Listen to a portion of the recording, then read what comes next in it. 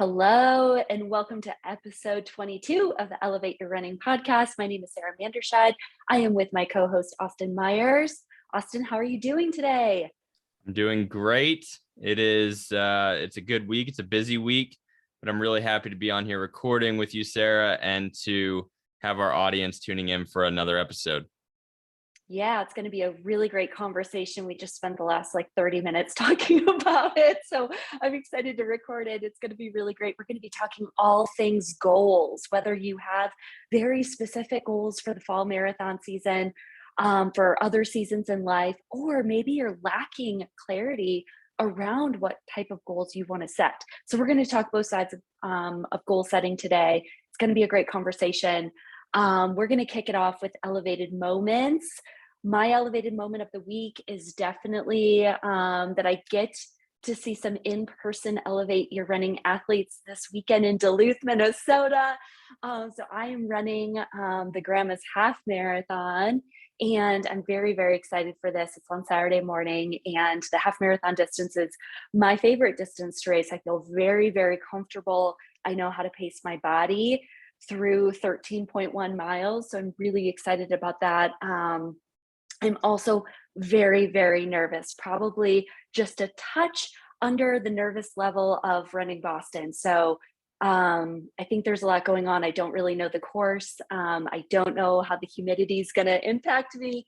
And Austin, like we were talking about before we jumped on the recording, every time you progress forward in a race and you get a little bit faster, or maybe you get a lot faster, the bar is set higher.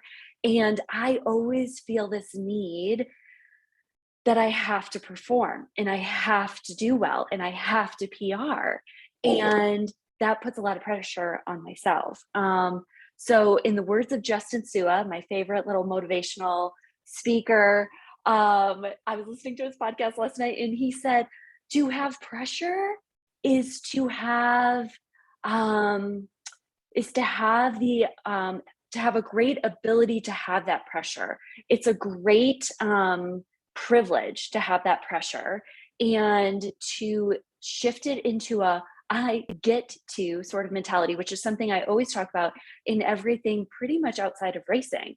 So I'm going to shift my mindset this week that I get to race in probably humid weather. I get to race on some rolling hills, and I also get to be in the pain cave for hopefully no longer than a mile or two is the goal.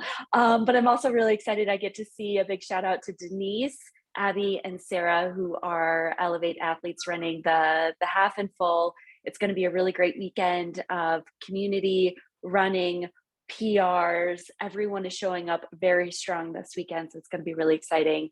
And hopefully a great weekend all in all. I Austin, love it. I almost want to get right into the conversation. You just brought up so many points that I'd love to discuss. I love, and I've heard this before, pressure is privilege.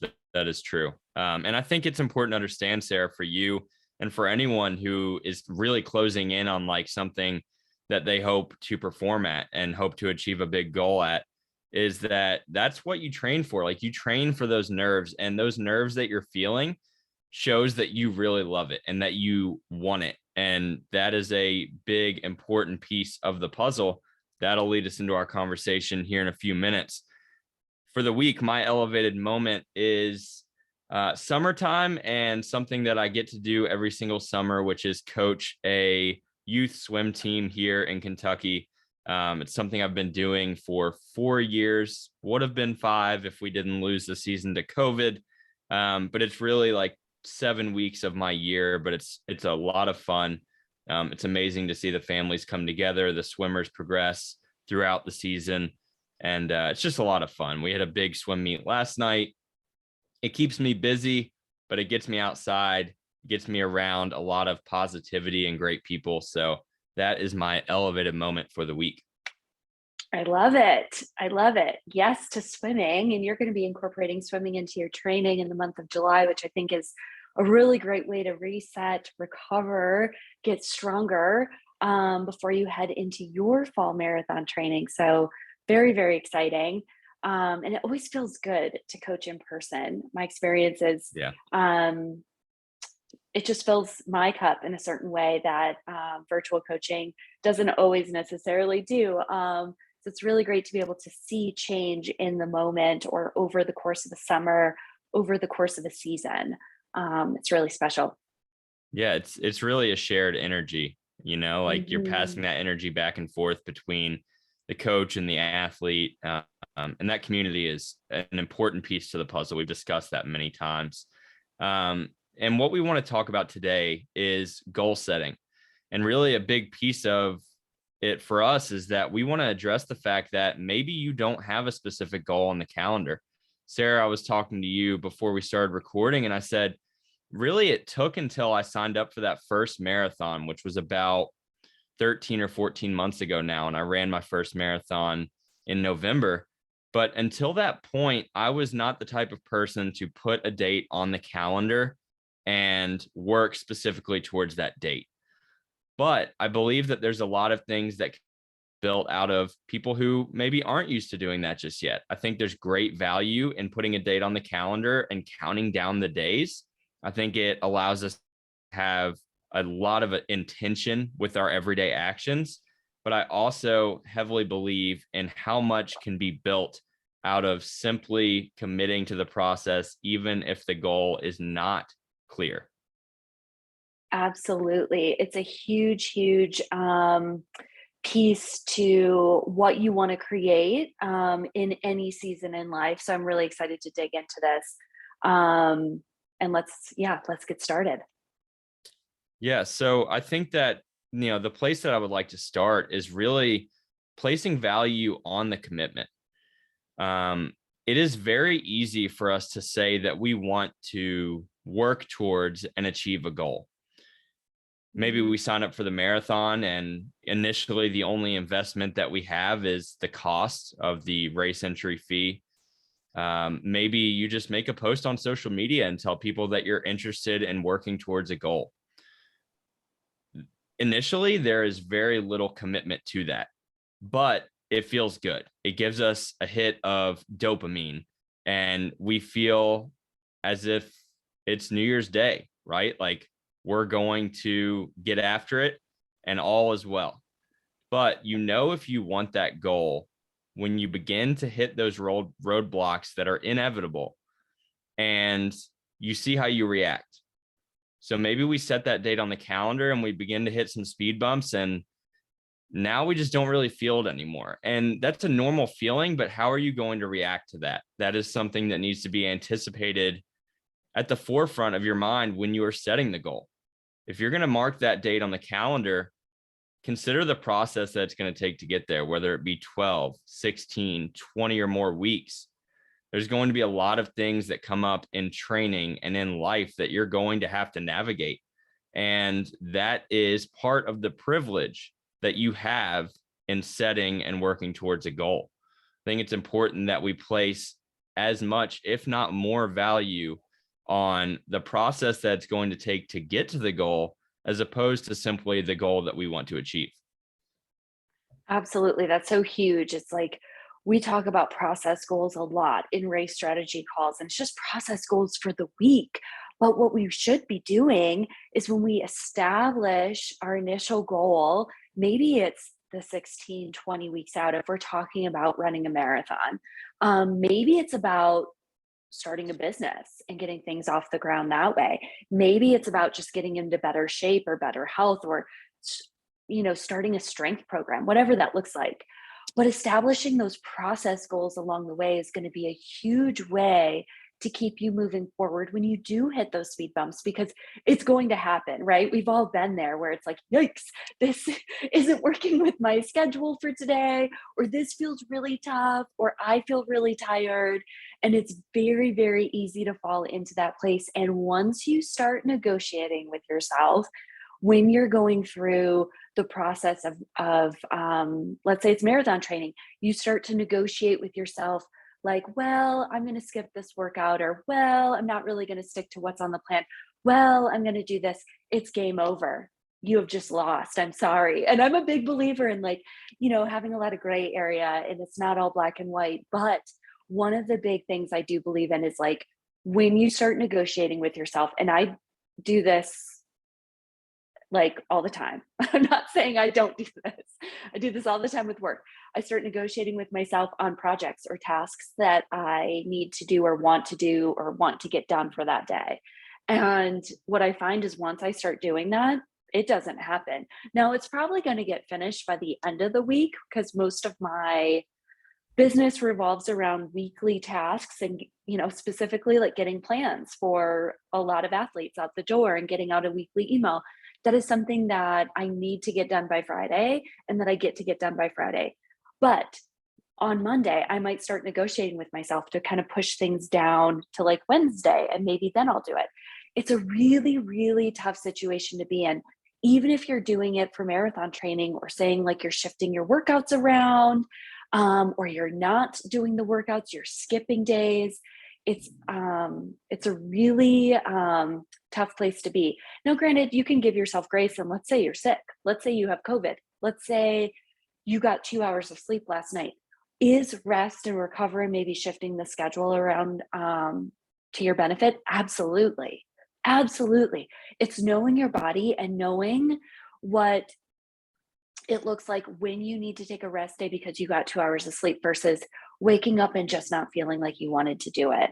So that's kind of a big, big, big piece to goal setting, is like setting your goals, putting actionable steps down, and making sure that you're not negotiating with yourself throughout the process, because you want to set yourself up for success to show up in the best way possible when it comes to race day, or when it comes to launch day, or maybe it's a website design program and you're launching your new website, or maybe it's sending out the Friday email to all your athletes saying your plan is ready and here's all the other things I've been working on for you this week, that sort of thing. And it's a really neat process too. Once you dive in and commit to it, it's a really neat process. Yeah, and I think that I'm a person who writes weekly to-do lists, weekly goals, things like that. And that feeling of writing a to-do list is very similar to the feeling of signing up for a race. It feels great to write out, and as you write each bullet point, you can kind of envision like the perfect way that task will unfold. But we know it doesn't work out that way. Every single week, there are things that are going to come up that are going to complicate our lives. And you were discussing that voice in our head. I think our relationship, that voice, has to develop as we continue to strive towards bigger and bigger goals, because that voice in your head does not have to represent the actions that you take. There are, conversations that you have to have with yourself. You have to observe that voice and see what it's saying. What are the excuses that it is saying are valid for why you don't need to do it right now? I think that flexibility is important. And that's partially why I really like weekly or monthly goals, because of 7 or all the way to like 30 or 31 days, there's going to need to be flexibility. We all have to embrace that. However, there is a return on investment that we get out of committing to it and taking action. So I think about it as quality. The reason I enjoy getting my training runs in the morning before really any other task that I have for that day is that I believe that the greatest amount of my energy and attention will be put into that run because nothing else is detracting from it yet in that day. So I'm going to have a better quality workout over the course of a week, multiple weeks, or an entire training cycle because I prioritized it and I held myself accountable for getting that task done. We can be flexible, but when we're flexible, we have to make sure the return that we're getting on those actions is greater because of our flexibility, opposed to just being flexible because it feels comfortable in the moment. Right, because we don't grow from being comfortable, right? We all know that. It's always in those uncomfortable situations where we find the most growth and where we become a stronger version of ourselves. Now, I think, I love morning running as well, Austin. I definitely find myself getting into like my inbox before getting out for a run, and it isn't necessarily something I want to do, but it happens. So you get to find what works for you. I know a lot of listeners have families, they have kids, they work, a demanding job and maybe it's really tough to get out first thing in the morning. But if you can work and, get your workout in, let's say over the lunch hour or after work, and you're still able to kind of just hone in on running and compartmentalize running in that moment, that's a huge win too. And that's actually, I would argue, a really strong mental strength tool to be able to kind of forget all of life stress that's going on and lean into just being in the moment of running and taking a look at your running path and the trees and the sky and the birds and all the things. Um, and also see if you're not doing that, see if you can get to that place. And maybe it's just 3, 4, 5 minutes a day. And at some point, maybe it becomes like your full 45 or 60-minute run, which would be incredible.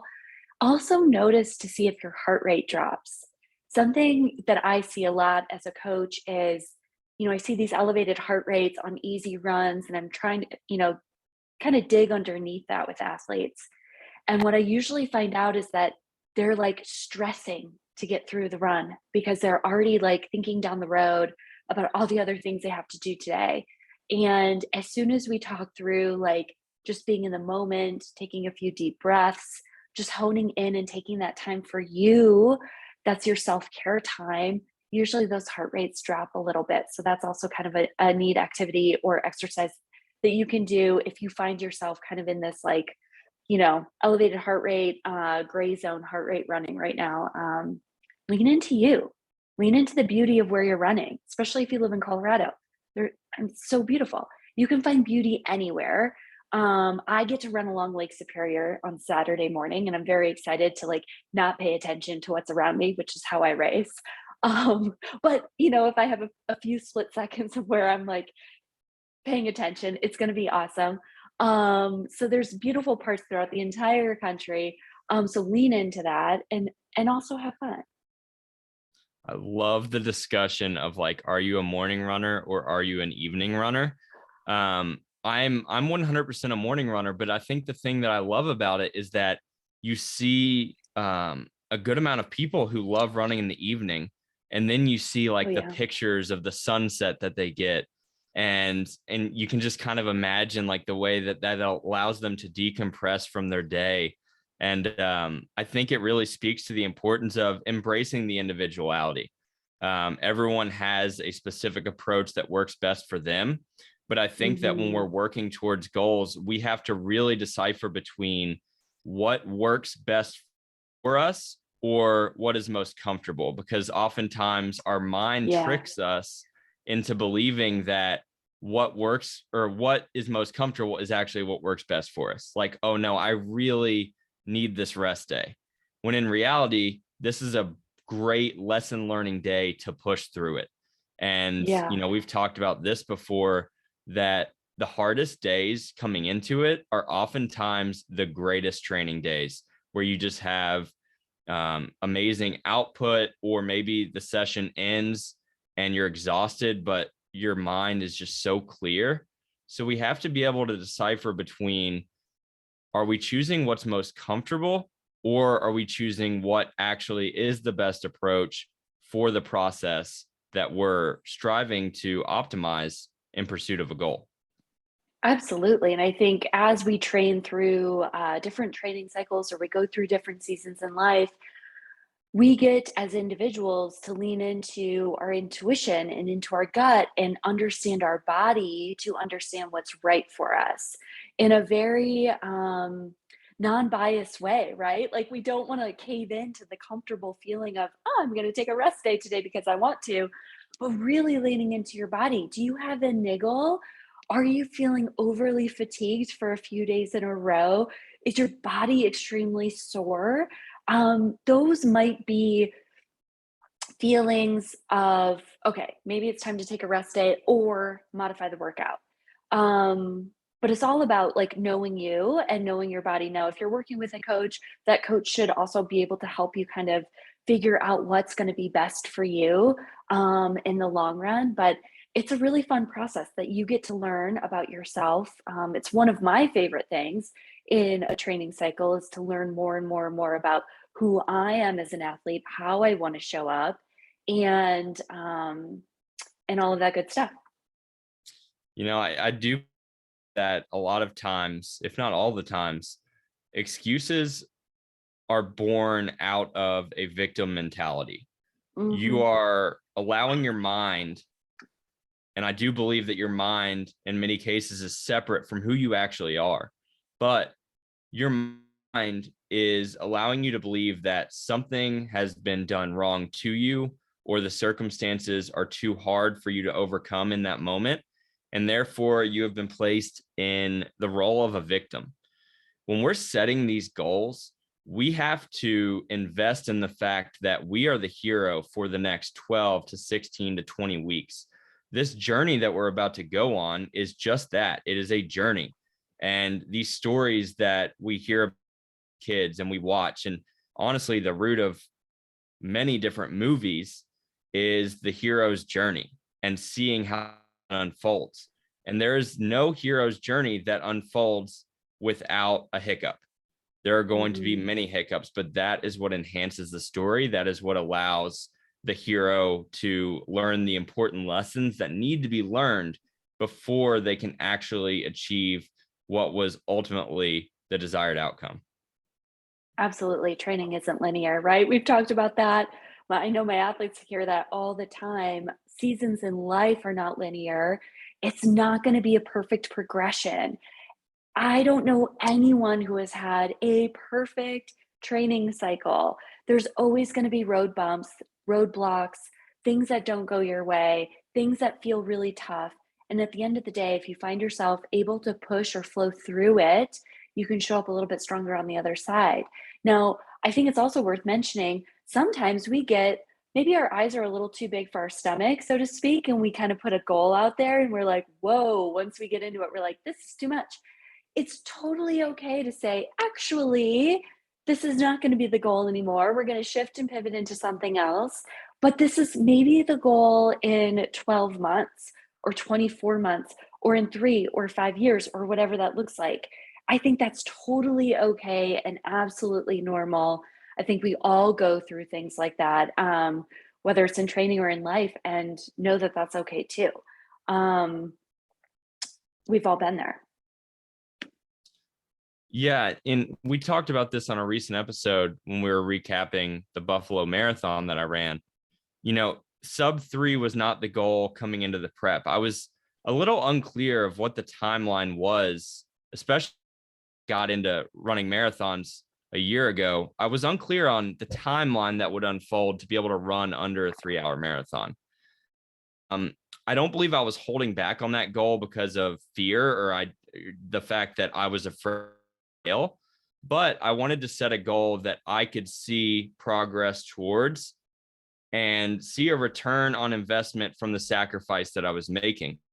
And it became clear at some point throughout the training cycle, as you were coaching me, Sarah, that it was a possibility.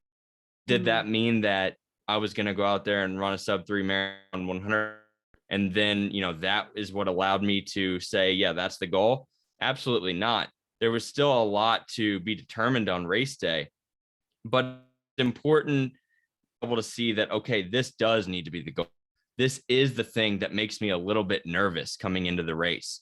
I certainly was a little bit unsure coming into the race. And that's how I knew that that was the correct goal for me, because I believed in myself, but I was also completely aware of the fact that it may not happen today. I think that we need to Yeah, have that understanding.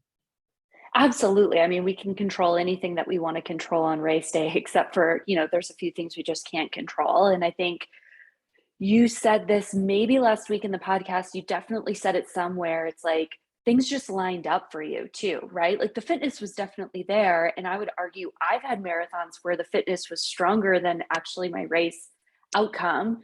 But there are other things that like are in that just fell into place for the Buffalo Marathon, which is a really, really great place to be. And that doesn't take away at all from all the hard work that you put in. If anything, it's like the universe just putting a nice big exclamation point on your training and saying, here you go. This is amazing.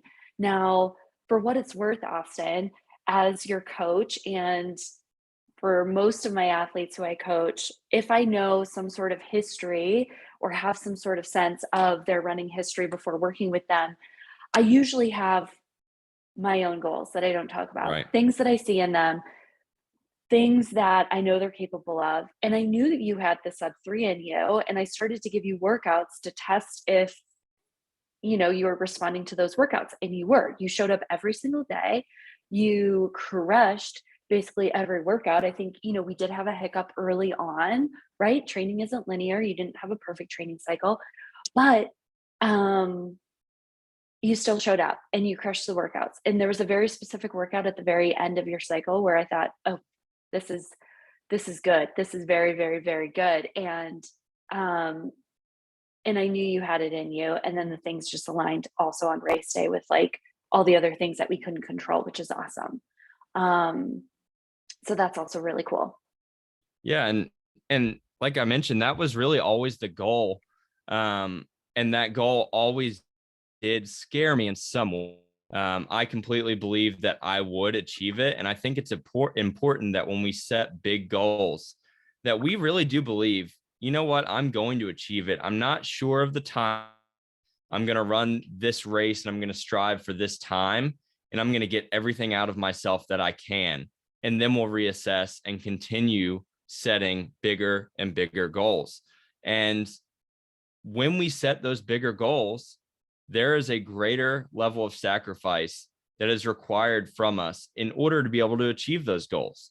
So as I continue to want to run faster over the marathon distance, and Sarah, as you continue to set bigger and bigger goals over the half and marathon distances, greater levels of sacrifice are going to be required because ultimately, at least from the training side of things, we need stimulus in order to grow. And stimulus requires sacrifice. Yeah, I love that. We talked about that before we started recording. It's like every training cycle, you get to strain your body a little bit differently and put yourself through a little bit of a different training cycle to keep the momentum, to keep building on the last training cycle. The last thing you want to do is to kind of fall into the same type of training cycle for the same type of race distance, because it's not a good place to be in. And know that some goals can definitely take a long time, and that's okay too. Time's going to pass anyways, right? Like, I was talking to a friend this morning about um this is actually really funny. We were talking about how I want to run all the miles right now, right? And I think I averaged maybe about 45 miles a week for this last training cycle. Not exactly where I wanted to be. But yet 3 years ago, when I was getting into more running and kind of reducing the classes, my friend and I were talking about how I was like running like 10 miles a week and how like that's been 3 years. And now I'm at this point where, I'm not actually doing any classes. Well, I'm taking Pilates, but I'm not doing like the Orange Theories or the Soul Cycles or all these other things to stay fit. I'm solely focused in on running, Pilates, strength training, doing my PT exercises. Um, and time's going to pass anyway. So those 3 years have passed. And just looking back on like how fast those 3 years actually went. Now, obviously, the days go by a little bit slower, but time is going to pass anyways. So, set small goals now so you can get to the bigger goals later. Like I have a sub 3 hour marathon goal to hit. And what's actually really bananas about that goal is like I'm really nervous to do that pace, which is 6:51 pace, in half of the distance here on Saturday. So like who knows how long the sub 3 is going to take? Like how long is it going to take to string another 13 miles on top of it? But it's going to be really exciting. It's going to be really fun. Some of the things that I do to assess if I want to attack a goal or if I want to set a goal or set a milestone is if it's not a heck yes, it is a no. So have that as like your foundation. If you're not going to be 100% in, then just don't be in at all. Like no one wants that gray area. And Yes, there can be flexibility. Yes, you can change your mind. It can be a heck yes. And then once you get into it, you're like, whoa, whoa, whoa, whoa, this is actually a no. That's totally okay. But it's also knowing and understanding yourself so you don't stay in it if it's a no, and then you just stay in it to stay in it. And that's like a really funky, awful place to be. So that's kind of a foundational thing that I always lean into. If it's not a heck yes, it is a no. I apply it to everything in my life, and um, you know, it sets you up to have the right things in place for you to make you feel good and to set you up for success. But also, don't fall into that trap of, or you shouldn't fall into that trap of saying no because it feels uncomfortable. So it's again going back to your body and knowing the difference between, is this aligning with my values? Is this aligning with what I want to do with my life and the people I want to have in my life? And kind of going in from that approach. I think, it's extremely important to understand that the things that we're saying and committing to, quote unquote, committing to, because oftentimes we say we're going to commit to something and then we fall off. It's important to understand that every time you allow yourself to commit to something and then don't follow through, making an agreement with yourself. You are showing yourself either that you can or cannot pursue and Yeah. be careful I with the think, things that you say that you want to achieve, and understand that you're going to build understanding. And if you really want it and you just feel like your heart is set on fire by this thing, which Sarah, for you and I, is running, and for you and I is also like trying to run under a 3-hour marathon, understanding that if you feel it, like you'll feel it, and you're willing to set and you're willing to hurt and commit endless hours to it, that is probably the thing that's worth experiencing discomfort for and through. absolutely. I am hungry for those workouts. I am like a caged runner right now. I'm like, let me free. I am so ready to put the work in. I just love running and I love hard workouts. I love the satisfaction after a hard workout. And I also love buying an iced coffee and a pastry after a hard workout, gluten free, of course. But like that just feels so good. And I think, it does, you have to, or you get to drop into your heart to really align with what you want to do versus what you don't want to do. And it's okay to say no. It's okay to say not right now. It's okay to say maybe tomorrow. And it's also so cool to say, heck yes, let's jump in, both feet in, let's do this, let's go and see what we can create. I think that's a really cool thing about setting any sort of goal. Um, Something else I love to do is I used to do this when I worked in my past life. I would set up like a 6 most list. Now that's kind of aggressive, kind of falls in line with the job I had. So maybe it's like the 3 most. Set up like the 3 most things you want to get done for the day. I think that's a great way, whether it's like one thing towards your running goal, maybe it's one thing in your personal life, and then one thing in like your work, in your work hours, something like that, where you feel accomplished, or you feel like I got these 3 really important things done for the day, and that fills my cup and that makes me feel really good. And now we can move forward to the next day. It's always about taking one small step forward, right? And that looks different for all of us. It could be one small step forward. It could be one huge leap the next day. And then maybe it's 2 weeks of very tiny movement moving forward. Maybe it's setting up 10 minutes to do something, setting aside 10 minutes to work on something, 20 minutes, 30 minutes, dedicating, if you're training, 60 minutes plus an extra 15 to stretch and do a little bit of core work or something after your run. But that's really, really important. Don't get overwhelmed with the entire goal either. Thinking about running a sub 3-hour marathon is completely overwhelming. But if you start to chunk it down, or maybe it's running a marathon, right? 26.2 miles sounds scary if you haven't done it before. I've been there. And chunking it up, right? We chunk up the marathon distance. When I coach, we talk about that all the time, about how taking it by a 10K, taking it by a 5K, taking it, take the first half and then maybe start to chunk it up into smaller pieces. Do whatever feels comfortable for you. I think that's a huge, huge thing, and everyone's going to be different. So think about what your goal is. Think about different steps that you need to get to that goal, and then you can start to work backwards and, segment it out and create some actionable goals that you can really track yourself and be able to say, check, done, check mark, this is done, and continue to move forward that way. It's very easy to get overwhelmed, especially in endurance sports and setting goals in endurance sports. I think about this a lot when I'm training for a marathon, because I may hit the paces for, a few sets of 5 to 6 miles. I may hit the paces for a stretch of 10 miles, but can I hit the paces for 26.2 miles? And I think it's important, like you were saying, to chunk it up and understand that every time that you hit the standard, you are proving to yourself that you can do it more and more. Every single mile, every single day that you're training, you are proving to yourself that you are strong enough and that you can achieve this goal.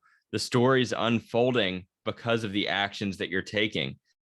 So embrace the fact that there's a proving ground every single day, and you get the opportunity to take action on it. Absolutely. Let's say you have 6 miles at goal marathon pace and you nail it and you crush it. And then, some weeks go by, you have a taper and you think, how in the heck am I going to add 20 more miles to that 20.2? My advice is to trust the process and know that you're capable of a lot. The marathon training cycle is a beautiful training cycle where you get to build, build, build. You're stressing the body, you're adapting to the training, you're resting, recovering, you're tapering, and then you're showing up in a very, very strong and capable and confident way on race morning. And all of that stress that you've applied over the last 4 to 5 months are coming together to lift you as high as possible over those 26.2 miles. Yeah. And I know that, a lot of the thought for this episode, Sarah, was that we wanted to be able to speak to people who don't have the clarity around their goals right now. Yeah. Maybe they don't have the date on the calendar. Maybe they're not sure of the distance that they want to run, or even if they want their goal to be a running goal. And my recommendation there is right now is the best time to focus on habit building. Because if you can focus on those habits and you can prove to yourself that you've built really strong habits that are moving the needle, then when it does come time to be able to identify that big goal, it's going to be all the more easier to face those challenges that will inevitably present themselves because you have the habits and the structures already in place. Absolutely. It's taking one small step forward every day. It doesn't matter which direction you go in, just go. Just do something. I think I've been there, so I'm speaking from experience right now. Feeling stuck is one of the worst feelings in the world, at least for me, in my opinion. And if you're moving a little bit forward each day, you're able to feel a sense of accomplishment or purpose or direction or filling a cup or whatever that looks like for you. I think it's also really important to know that if you don't know where you want to go, maybe you are lacking that clarity. It's totally okay. We've all been there. You get to still move forward with something. And let's say it doesn't work out. I think we can all agree we've all had different things where we've started to go down a path and we're like, oh, actually, this is what I don't want. So now I know that. Let me back up, move forward again with a different plan, and maybe get a little bit further down the road and realize, well, this is actually what I don't want either. So you back up a little bit more, start to go down a different path, and it's just this cycle. But what you do is each time you kind of go into something and you find out that's what you don't want, congratulations. One, you're going to be a stronger person because of it. And two, you're actually getting closer to finding out what you actually want. And that's a really cool thing. I'm so invested and I identify so much with my running right now, I believe, because so many other areas of my life are unclear. I don't exactly know the direction that I'm headed, but I did know that I wanted to run under a 3-hour marathon. And I knew what the day was that I was going to ultimately do it. And I completely agree with you. I think one of the hardest parts of life is that you're not always going to see it. Honestly, the majority of the time, you probably won't see it. Often, our emotions cloud our understanding of what is real, and we're painting these pictures, and it's not accurate. Like, it's not reality. It's just our perspective. But I think it's crucial to just continue moving forward in some and understand that even if you're not where you want to be right now, you're going to be able to look back on experience and take away lessons that are going to then you, and they are setting you up for the person that you're meant to become. And we can throw it all the way back to episode number 2, Sarah, which is really our origin story. And I'm going to put it in the show notes for listeners to listen if they have not already. But we were both in careers that we did not want to stay in. And we made that decision to leave. And that part, the same way is sexy to set a goal, it is sexy to like leave your career and say, no, I don't want this. But the hard part is ultimately figuring out what you want. But those months and potentially years that we struggle to identify the vision are when we're building the base that has to be there for us to exceed when the vision is clear. Absolutely. I talked about earlier in this episode talking to a friend. We were going down memory lane 3 years ago. Time's going to pass anyways. 3 years ago, right now, June 14th, yes, 3 years ago this week, I left my job and took the summer off. That was the plan. Didn't know what I was going to do. Started thinking, I went to a running retreat maybe 2 weeks after that. I think it was the last week in June. And started with run retreats. And I would have never imagined that 3 years later, I have a thriving and growing coaching business where community is the foundation to this coaching business. And I have experienced and came across the most awesome people ever. And my life is 120% changed forever because of it, like hands down. And I also know that this is not the end game. Like, there's other things that this is probably going to shift and pivot into other things. And yes, I don't want to scare any of my athletes, like still coaching, but it's fun to see like the progression and the movement and knowing that like things are always going to shift and change and you get to be open to it. Like, I'm a big believer that the universe is going to bring the things into your life when you're ready for them. If you're continuing to just move forward, it's not going to do that when you're stuck. I had to get myself like through taking the summer off, having to go back into financial services consulting for an investment company for 6 months, which I didn't want to do. I was crying walking into my first day because I didn't want to do it. I was so bummed that I felt like I, was taking 3 steps back.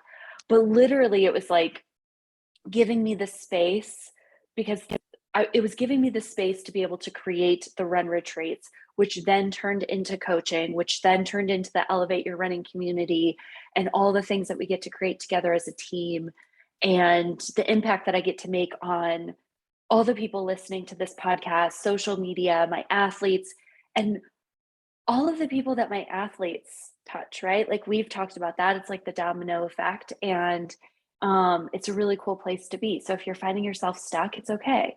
We've all been there. And if you just continue to put one step in front of the other, you'll get to where you're going. It just might take a little bit longer than the expectations you have put on yourself to get there. Yeah. We can't become the person we were meant to become without taking the necessary steps today, even if those steps are uncomfortable and they contain sacrifices that we don't want to make. It's necessary. So embrace that necessity and make the most of it. Focus on what you can control. focus on what you can gain from the experience and become stronger because of it. Absolutely. Well, that is really the discussion that we wanted to have, because clarity is such a tricky thing. It's tricky to be able to identify specifically what we want to work towards and what dates we need to mark on the calendar, because oftentimes the date that we mark on the calendar needs to move, or it's something that, we're going to race that day. But if we don't if we don't achieve the goal, there's another opportunity to achieve it down the line. That was just a benchmark moment. It was not the end goal. So our recommendation to you is focus on what you can control, focus on the habits that will ultimately make you stronger, and focus on becoming better with each action that you take. Yes. And I have one more thing to add, like, be kind. We can all use a little more kindness in the world, and smile, and do what you can there. Even just one extra smile a day or one dose of extra kindness a day goes a long way. So we're all in this together. We're all going through our own things, and I'll leave it at that. So thank you everyone for listening today. Austin, where can our audience find you on social media? Yeah, you can find me on Instagram at Austin Myers 12. Awesome. And you can find me on Instagram and Twitter at Elevate Your Running, and Sayrah, Sayrah runs happy. Thank you everyone for listening today. Happy Tuesday. Take one small step forward today, add a little smile or a dose of kindness, and you have a winning recipe for success. So have a great day, and we'll see you next week.